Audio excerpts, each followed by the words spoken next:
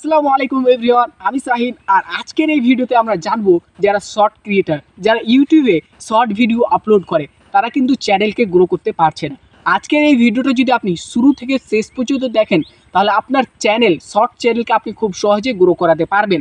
আজকের এই ভিডিওতে তিনটা এমন কাজ বলবো যে কাজগুলো যদি আপনি ফলো করেন তাহলে শর্ট ভিডিওর ক্ষেত্রে যদি আপনি ফলো করেন তাহলে আপনার চ্যানেলকে খুব সহজেই কিন্তু আপনি গ্রো করে ফেলতে পারবেন। ভিডিওটা শেষ পর্যন্ত দেখবেন।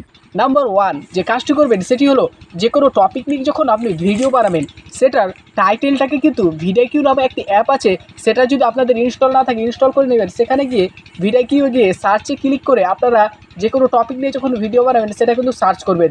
এটার যদি সার্চ ভলিউম বেশি থাকে এবং সেই টাইটেলটার যদি সার্চ ভলিউম কম থাকে এবং কম্পিটিশন যদি হাই থাকে সেই টপিকে ভিডিও না বানা ভালো, কারণ সেই টপিকে যদি আপনি ভিডিও বানান তাহলে কিন্তু সার্চে র্যাঙ্ক করবে না, এতে ভিউজ কিন্তু খুব একটা ভালো পাবে না।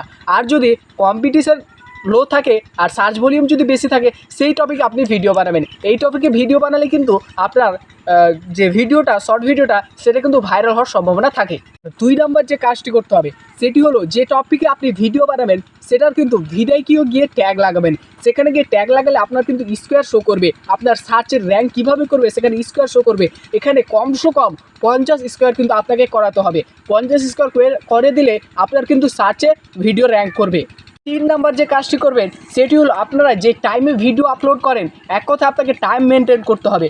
ধরে নেন আপনি দিনে যদি 2টা ভিডিও আপলোড করেন, যেই টাইমে আপলোড করছেন আপনাকে প্রতিদিন সেই টাইমেই ভিডিওকে আপলোড করে যেতে হবে। এটা করলে কিন্তু আপনার ভিউজ বেশি আসার সম্ভাবনা থাকে।